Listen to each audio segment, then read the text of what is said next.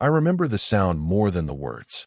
That sharp, wet laugh kind of noise that only truly vile people make when they think they're untouchable. I wasn't supposed to be home. Amber thought I was flying back from Minneapolis on a red-eye. She dropped me off at the airport herself, even kissed me at the curb like she gave a damn. I'd walked into the terminal, circled right back to short-term parking, and drove home. Why? Gut feeling. Sixth sense. God's whisper. Call it whatever you want. But something was off with her lately. Fake apologies before I even questioned things, exaggerated enthusiasm during intimacy, like she was playing a part and couldn't remember her lines. That, and the perfume. Not her perfume. A new one. Strong, citrusy, not her style. That scent clung to her skin like it wasn't meant for me. So I drove home. Quiet. No calls. No heads up. I unlocked the door like a thief and stepped into my own home as if I didn't belong there. And what did I hear before I even saw her? That laugh. That shrill, condescending giggle coming from upstairs. The moment I heard it, my blood turned cold, like my body was trying to evacuate itself before my brain caught up. Then came her voice. Amber. My wife. He can't even last 5 minutes. I swear. I fake it before his boxers hit the floor. Silence. Then another laugh. I didn't move. I didn't breathe. I stood by the staircase, frozen in place like I'd been shot mid-step. My heart wasn't beating. It was grinding, trying to punch its way out through my ribs. Her sister Dana's voice followed. No way. You actually said that to him. No. I told you.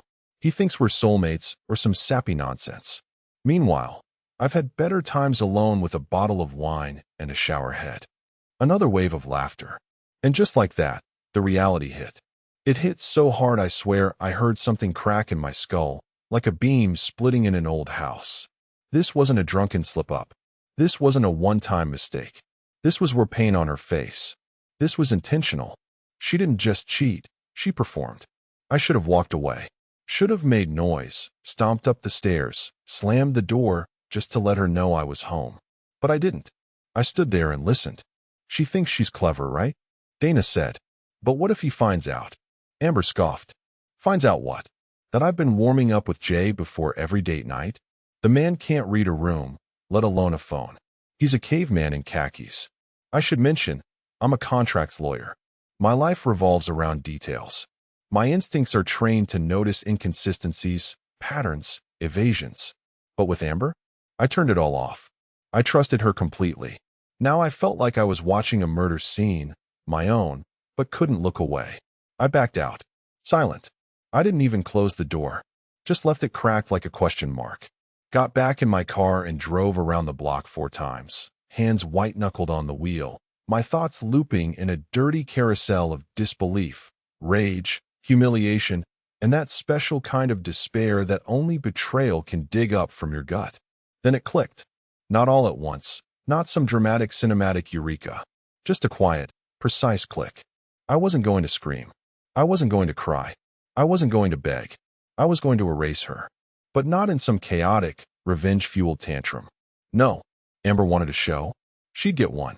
A slow, silent curtain drop on every smug little secret she thought she buried. I wasn't just going to leave her. I was going to unmake her. I had a digital copy of our prenup. I had access to the deed. I knew exactly where she stored her texts on her MacBook. I knew her schedule, her passwords, her vanity.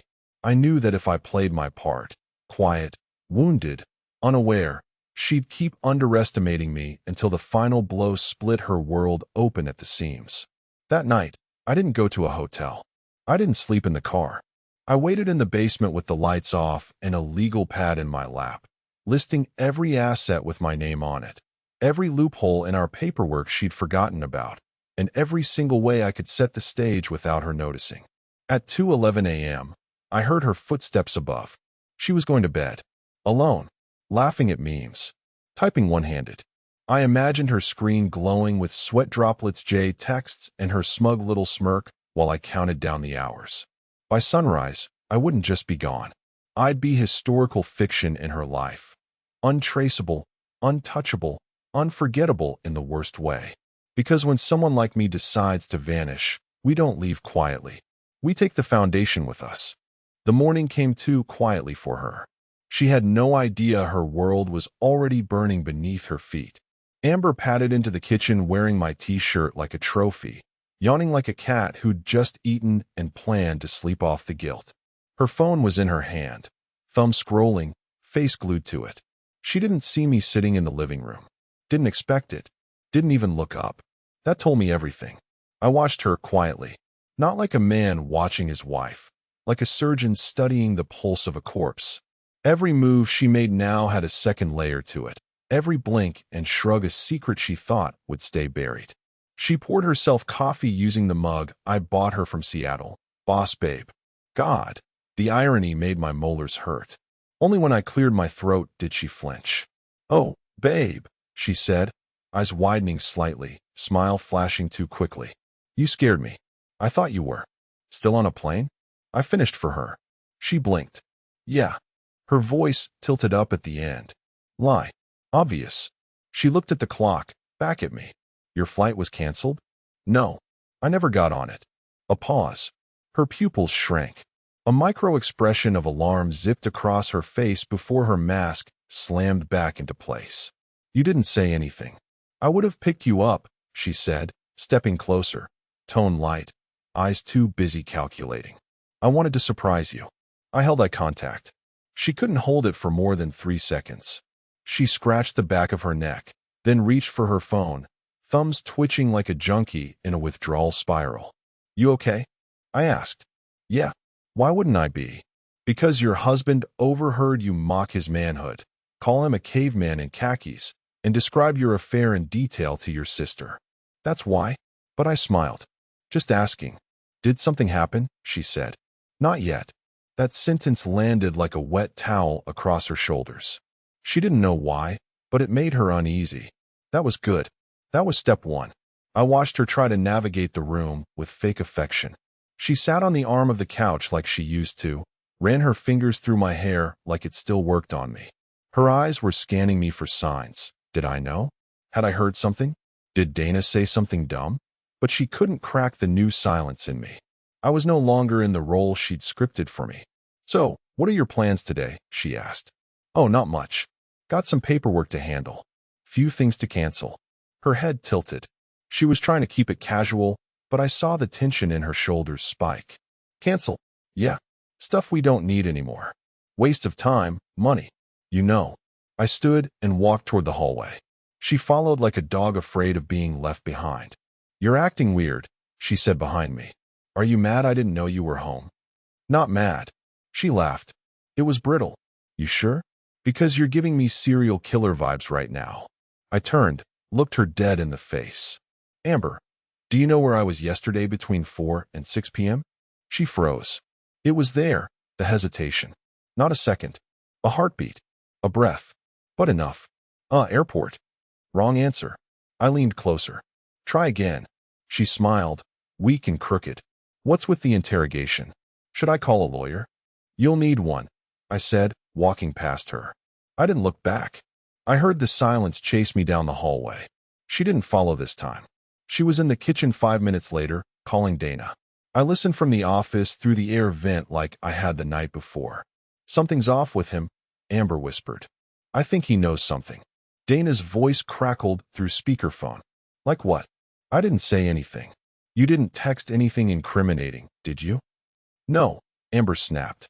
Well, Jay might have sent some dumb stuff, but I delete everything. You better. You know what's at stake if he finds out before. I closed the laptop lid gently. That was enough for today. Let her panic. Let her unravel trying to guess how deep the knife is, where the wound starts, where the blood's going. She didn't realize yet that I wasn't planning to scream or plead or even ask her why. I wasn't going to cry in a parked car or call my friends for advice.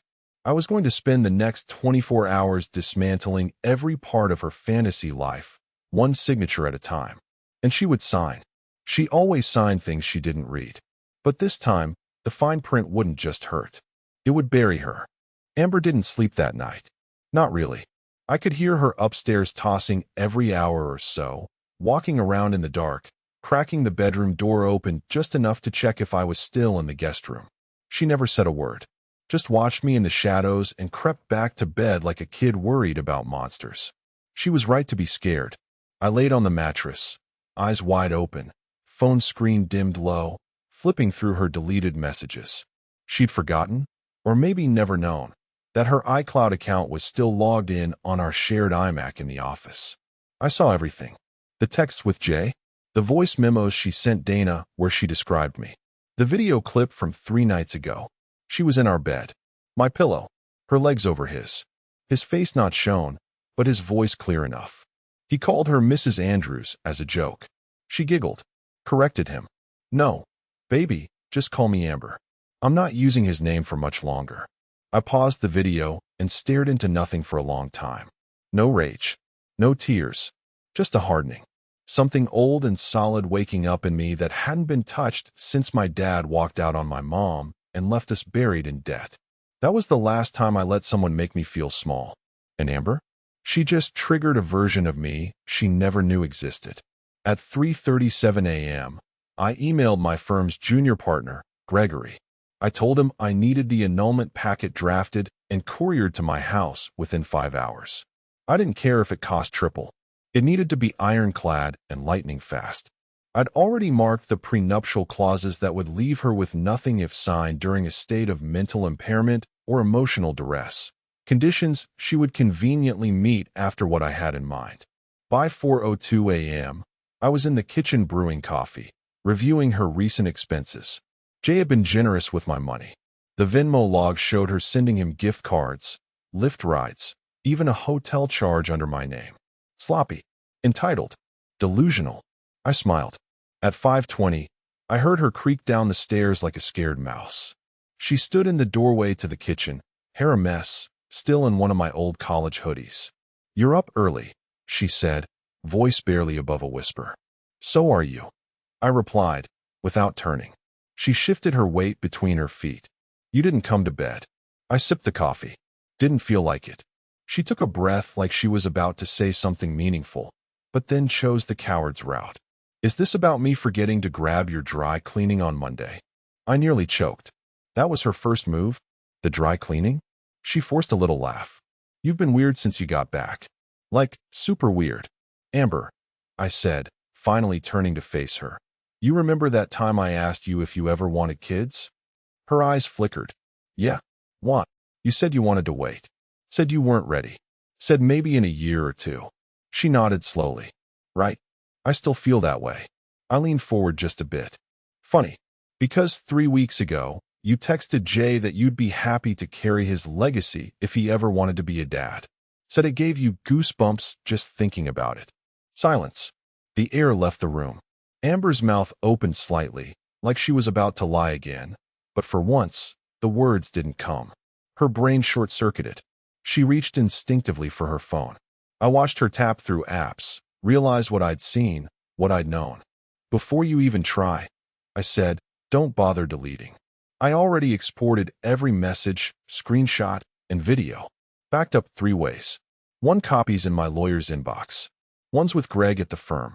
1's in my safety deposit box. I also printed your little 'he can't last 5 minutes' monologue on company letterhead, just for the irony." She slumped against the wall like someone had knocked the bones out of her. "I didn't mean it like that," she whispered.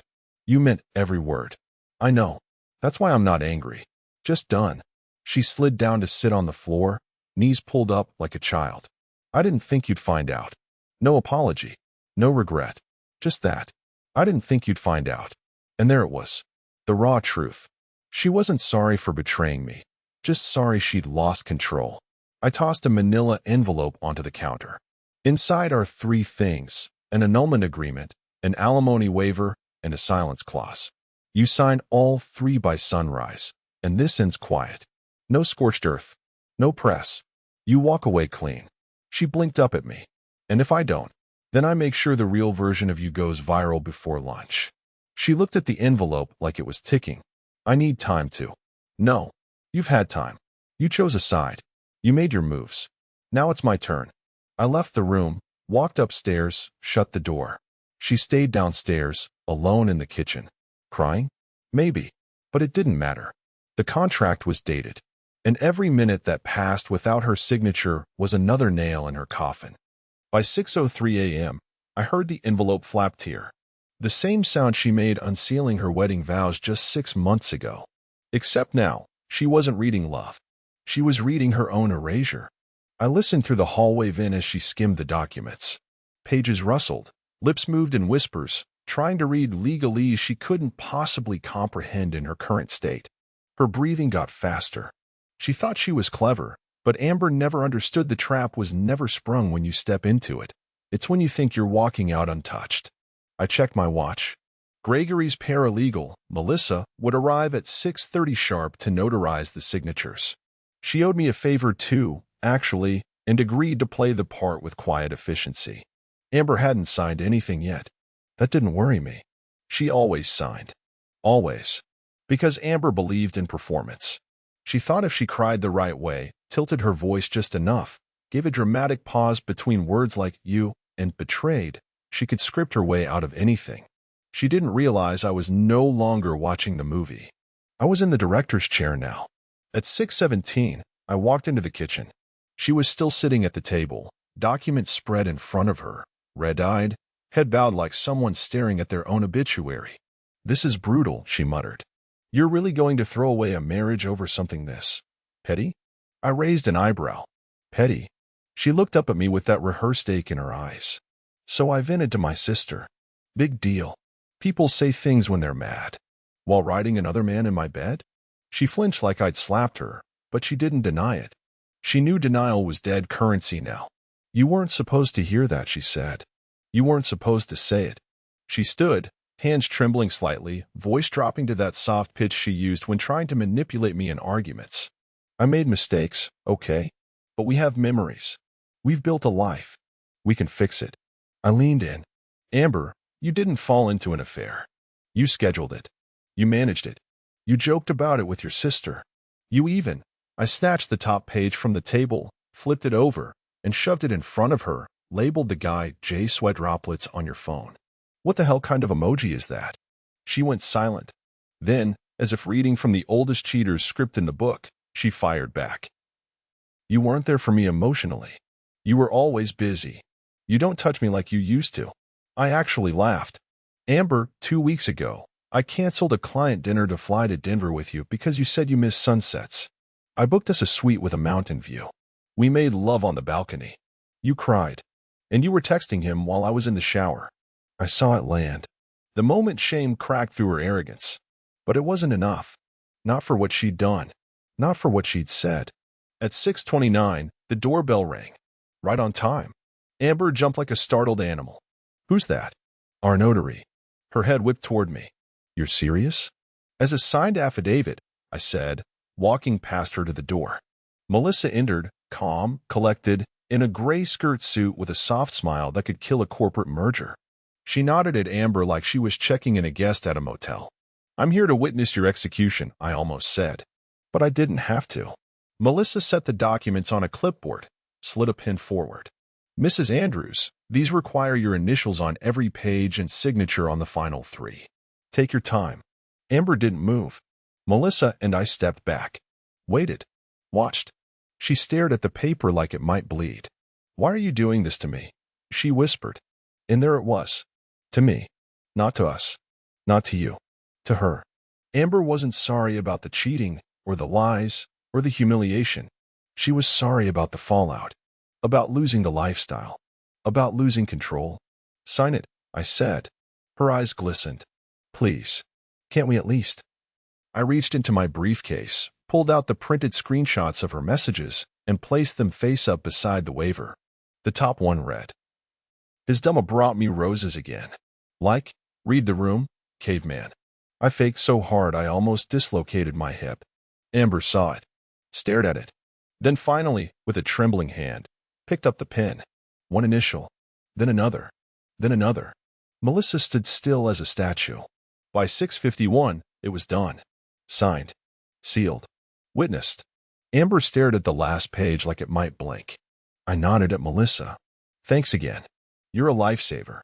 "No problem," she said, smiling. "Some women just don't know when they're married to a man who reads the fine print." She walked out, heels clicking softly across tile and wood. The front door clicked shut. Amber didn't move, didn't speak. She was waiting for the next part, the punishment, the explosion. But there wasn't one. There was only silence, a silence thick enough to drown in. And it was only the beginning. By 7:10, she was still sitting there, motionless, pale, lips slightly parted, like she hadn't processed yet that the ink had dried. I sat across from her at the table and sipped coffee like we were just starting a casual Saturday morning. I didn't look at her face. I looked at her hands. That's where truth shows up. And Amber's hands were trembling, fingers twitching like they were reaching for a rewind button that didn't exist. She broke first. So what now? Her voice was soft, croaky. I waited. Let the question hang in the air long enough to make her uncomfortable. Then I finally looked at her and smiled. Not wide, just enough. Now, I said, now you go back to whatever hole Jay crawled out of and tell him the free ride's over. Amber blinked. Her jaw flexed. You're really doing this. You're really ending everything. I shrugged. Amber, you ended it. I'm just filing the paperwork. She stood suddenly, chair legs screeching against the tile. You can't just walk away. Like none of it mattered. No, I said calmly. I'm walking away because it mattered. And then I saw it. Just a flicker of the real Amber breaking through that perfect, curated victim act. Anger. Pure, uncut rage. I gave you my 20s, she snapped. I stayed by your side through law school. Do you think I didn't have offers? Better men. You think you're some prize. She thought she had me there. She thought that speech, the classic, I made sacrifices for you card, would bring back the confused husband, the apologetic fool. But she'd overplayed it. I leaned back, folding my arms. You stayed because I paid. Rent, vacations, credit card debt, your car, your tuition, your teeth. Everything you gave me, Amber, came with a receipt. And now I've returned the product. Her face went red. You bastard. No, Amber. That would be Jay. You know, Jay sweat droplets. Her mouth opened. Nothing came out. I stood up, collected the signed documents, and placed them in the folder like I was closing a menu. Check the last page, I added as I turned to leave the room. What? I didn't stop walking. The one with the silence clause. She scrambled to the paperwork, flipping, eyes darting. Then I heard the gasp. A real one. The kind that hits your lungs like a slap. You attached screenshots to the agreement? I stopped at the bottom of the stairs, turned back just enough. I did. Her voice shook now. That's blackmail. It's leverage, I corrected. You keep your mouth shut. No social media sob stories, no TikToks about healing from narcissistic abuse. And I don't accidentally email your mom those texts about her cooking and her weight. Amber went silent. Her eyes, full of panic, scanned the walls like they were closing in. You can't do this. I already did. I climbed the stairs, taking my time. I wanted her to feel each step like a countdown. Back in the bedroom, I pulled out the second manila envelope. This one was thicker. Not legal forms, just documentation. Bank transfers, real estate movements, password changes, my exit plan. I had spent the last 3 weeks preparing everything. While she played out her little romance with Mr. Emojis and snuck around like a high schooler, I cleaned house. First, I removed her access from all my bank accounts. She'd noticed by morning when the pending Sephora order got flagged. Then, I rerouted the utilities and mortgage into my private trust. That house. It was never ours. It was mine, listed under a limited liability company I created before we got married. And the car? Registered in my firm's name. The credit card she used to wine and dine Jay? Canceled. By 9 a.m., she wouldn't have a single functioning plastic square in her wallet. Everything she thought was hers had been borrowed on trust. And trust, unlike money, doesn't get refunded. It just vanishes. At exactly 8 a.m., my phone buzzed. A message from Melissa. Courier confirmed. Envelope in her mailbox by 9 a.m. Perfect. I stepped into the bathroom, showered, dressed, packed only what mattered. 2 suits, laptop, passport, charger, and a copy of her texts printed and stapled just for security. I left the wedding album on the bed. She could keep it. I didn't want photos of fiction. When I came downstairs, she was still sitting there. But the fire was gone. Amber didn't scream, didn't throw things. She just sat, face hollow, fingers tied around a lukewarm cup of coffee she wasn't drinking. I grabbed my keys. paused at the door, looked back at her one last time. You once told Dana I was a golden retriever with a wallet. Her lips barely moved. I didn't mean it. You did. That's what makes it funny. She flinched. Just a little. Then I opened the door and walked out. But I wasn't done. Not even close. Because revenge tastes best when served publicly. And she'd signed over the rights to everything. I didn't go far. That's the part she never saw coming. Amber thought she could breathe once I walked out the door, that I'd disappear into some bachelor pad pity cave, lick my wounds in silence, maybe post a breakup quote on Facebook and slowly fade from relevance. She didn't know that I was watching. I checked into a hotel just 10 blocks from the house. Corner suite. High floor. I had a clean view of our neighborhood from the window. But I wasn't watching the building. I was watching her world. Because while she sat alone in that house, surrounded by the echo of all her insults, I was already unspooling her fantasy life thread by thread.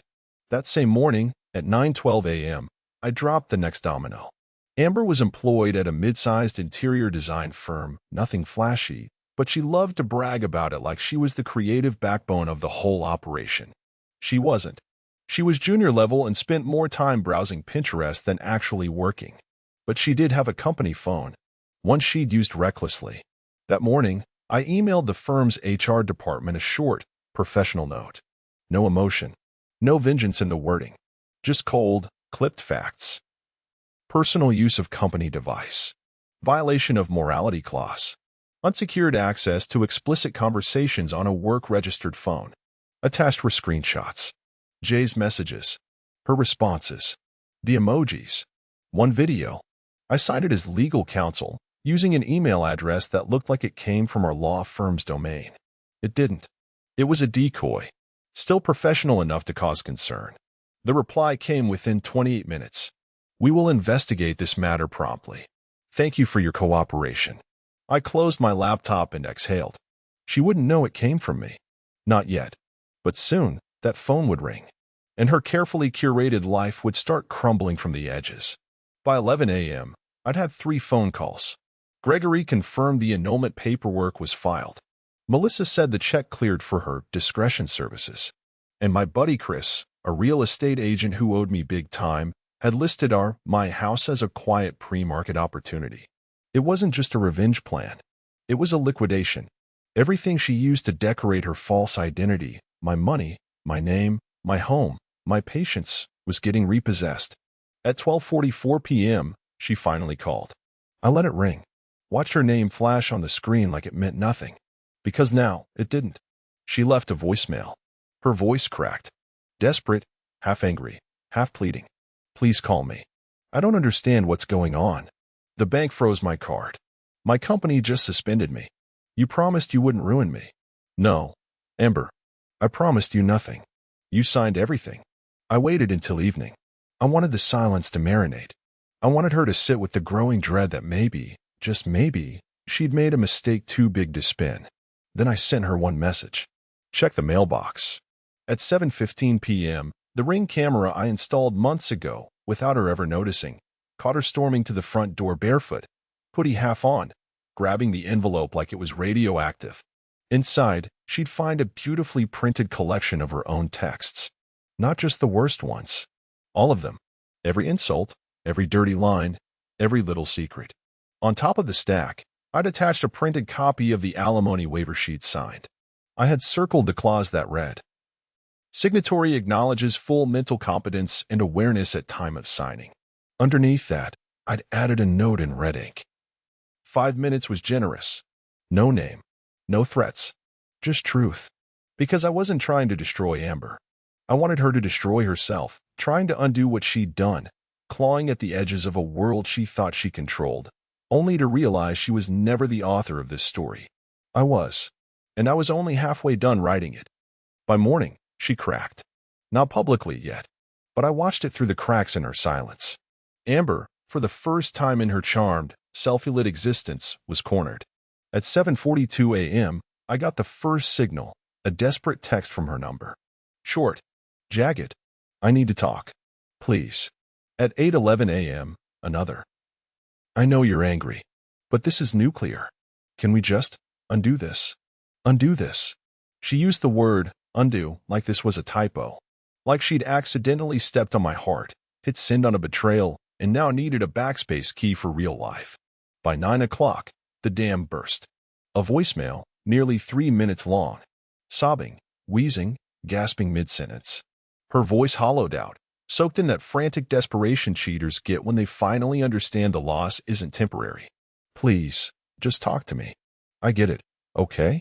I messed up, but we were off before that. You were gone all the time, and I don't even know why I said those things to Dana. They weren't true. I was just venting. You can't ruin my career over a few stupid texts. I loved you, I swear I did, eh? She was unraveling. And the best part? I hadn't even spoken to her since the morning she signed the papers. She didn't know if I was watching, listening, pulling strings, or had already vanished into the fog. And that not knowing was doing more damage than any speech I could give. But I wasn't done. That afternoon, I made my first public move. Not scandalous. Not explosive. Just precise. At 1:37 p.m., I updated my LinkedIn with a single sentence. Transitioning to a new phase. Grateful for the lessons, even the painful ones. I watched the notifications pop. Likes, DMs, comments. But one name stood out, Derek L., her firm's managing partner. He liked the post.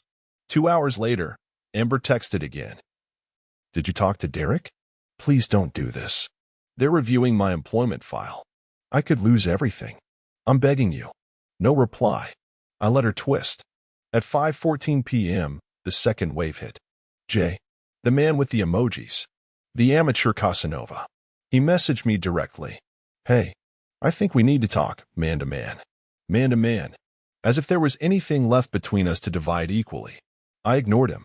Of course I did. But I did take a moment to scan his socials. They'd gone private overnight. His profile pic gone.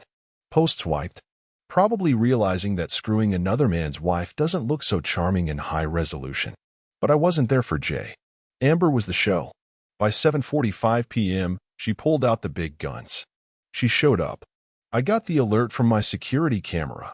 Her standing outside my hotel, hoodie drawn, sunglasses on, like some washed-up celebrity trying to avoid TMZ. She didn't even know which room I was in. She stood in the lobby. Waited. After 15 minutes, she walked to the front desk. I watched the footage later. Her asking the clerk if I'd left a note, if I'd checked out, if she could just leave something. She handed them a sealed envelope. Inside it was a letter. 6 pages. Scrawled handwriting. Broken thoughts. Words crossed out, rewritten. Full of half apologies and twisted justifications. I got lost in the attention. You weren't around, and I felt invisible. I didn't mean for it to go this far. I was stupid, and I didn't realize what I had until it was gone. No ownership. Just noise. And at the bottom, one last line. I'll sign anything else. Just don't ruin me. That told me everything. She wasn't sorry.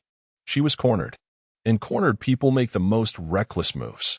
Which meant it was time for me to light the final match, but not to burn her down. To expose her. Because every lie she'd told was about to meet daylight. And I had the perfect audience lined up. She made her first real mistake that night. Not the cheating. Not the texts. Not even the smug, venom-laced mockery to her sister. No, that was just Amber being Amber. Selfish, entitled, too clever by half. Her mistake was calling my mother. I got the alert at 9:13 p.m. Hey, honey, Mom said, confused and already irritated when I picked up. Amber just called me crying. Said you kicked her out, canceled her credit cards, and left her with nothing. She sounded hysterical. I sat on the hotel bed, staring at the TV, volume muted. Did she mention Jay Sweat Roplets? Dead silence. Then, Mom's voice dropped. What? I told her everything. Not the clean version. Not the polite one. The whole thing. Every filthy screenshot. The voice memo to Dana about how I was basically a human wallet with ears. The video. The fake moans. The plan to stay legally married just long enough to get the house. I didn't spare her feelings. Because Amber hadn't spared mine. When I finished, Mom didn't respond. Then finally, she said you were emotionally distant. That you barely touched her. She touched plenty, Mom, I said. Just not me. That ended the call. Amber had gone to the last safe place she thought she had, the people who loved me. But she never understood the difference between pity and protection. Nobody was going to protect her now. The next morning, I opened the last door she never expected me to touch. Dana. Her sister. The same Dana who'd cackled on the phone while Amber described me like a circus act. The same Dana who said, "Just make sure he doesn't find out before the mortgage hits." What Amber didn't know was that Dana and I used to be close. Years ago. Before Amber poisoned that too.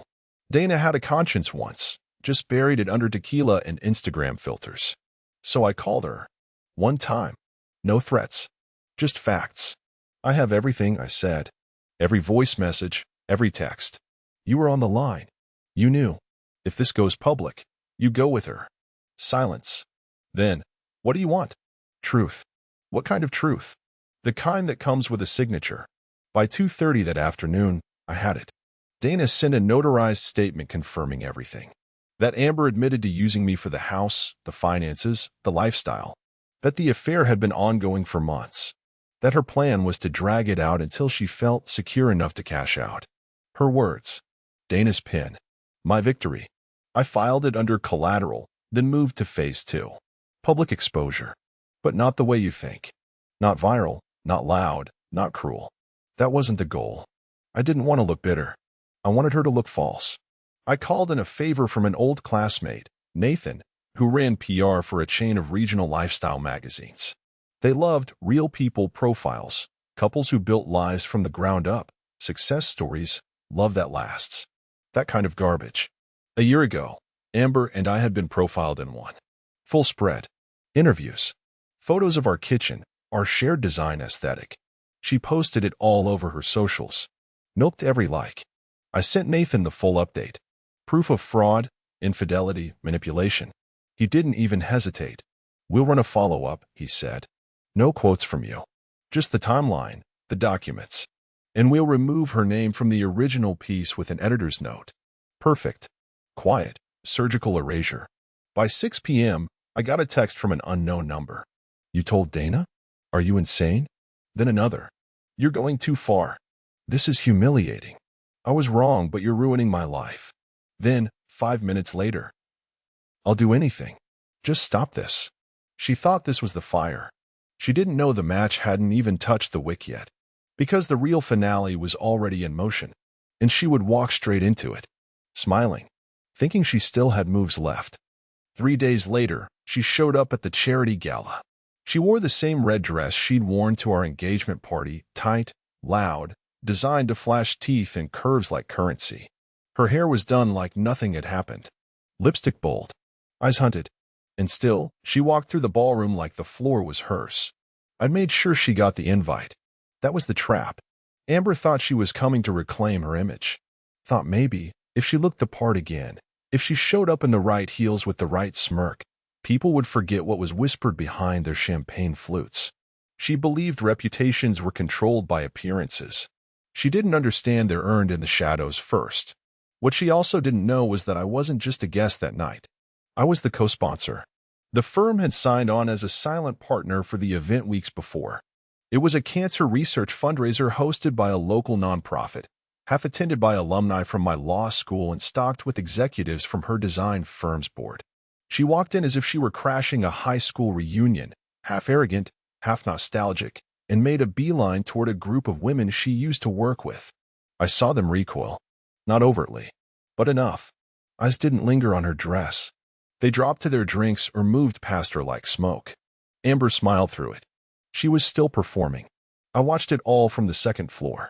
The venue had a wraparound mezzanine, and I stood there with a glass of club soda, observing like a man at his own funeral, but the only one who came back alive. She didn't spot me. Not yet. At 8:17 p.m., the keynote began. I wasn't the speaker. I didn't need to be. The CEO of the firm took the mic to thank the sponsors. Our firm's name appeared on the screen behind her, Andrews, Lockwood, and Stone. My name was bolded as the primary partner. That was when Amber turned and saw me. Our eyes locked across the ballroom. She froze. I didn't smile. I didn't nod. I just stared. Let her feel it.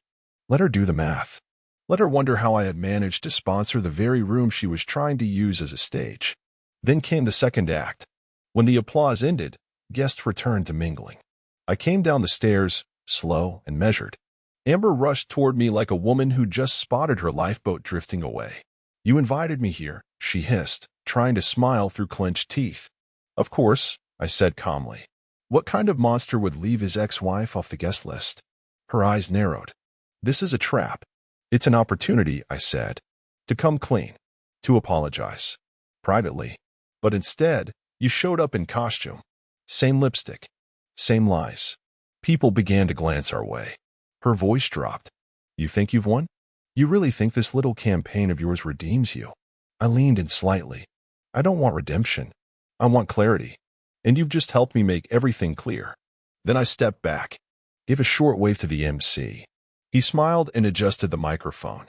"And now," he said, "a quick word from tonight's silent partner, Mr. Jack Andrews." The room applauded as I walked onto the stage. Amber went pale. I looked across the crowd, heartbeat steady, pulse calm as glass. Then I spoke. "I won't take much of your time. I just wanted to say that sometimes support comes quietly, without applause. Not everyone who contributes does so for recognition. Some of us do it to honor pain, to honor truth. And sometimes, to close a chapter that was long overdue for an ending." I turned toward her. They didn't need names. They'd read between the lines. I stepped off stage, walked right past her. And for the first time in our entire relationship, Amber didn't say a word. Her face was locked in something between panic and awe, like she had finally seen me clearly for the first time. Not the wallet, not the retriever, but the man who never needed to raise his voice to end the story. And still, there was one more card left to play. The one she didn't know she'd already signed. The final move came quietly. Not with a scream, not with a slap, not even with a tear. It came with a courier and a clipboard. At 8:03 a.m. the next morning, a neutral-looking man in a navy vest walked up to Amber's front door, my former front door, and rang the bell. The ring Kim caught her answering in a robe, hair a mess, no makeup, eyes hollowed by sleeplessness and the aftertaste of public humiliation. "Miss Amber Lewis?" the courier asked. "It's Mrs. Andrews," she snapped, more out of instinct than pride. The courier raised an eyebrow. "Not anymore." He handed her a padded envelope and left before she could ask anything else. She stood there on the porch, blinking in the morning light like she was seeing the world through broken glass. Inside the envelope was one page. One.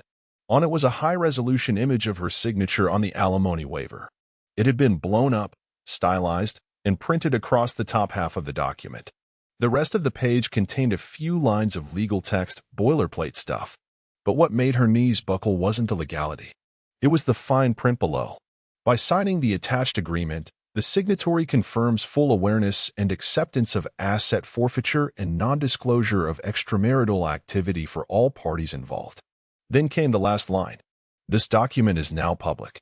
I uploaded it that morning. I didn't blast it across social media. No hashtags. No dramatic captions. That wasn't my style. I posted it in exactly one place, our shared real estate listings disclosure folder, the one sent to every potential buyer and agent. It had a link labeled Owner Agreements and Title Confirmations. And sitting right there in PDF form was the full, scanned alimony waiver, with her exact wording, timestamp, and signature.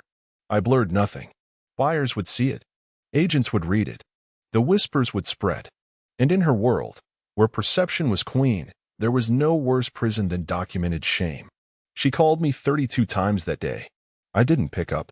At 4:21 p.m., she left a message that began calm and ended in cracked desperation. "You published it. You actually. You made me look like some desperate gold digger.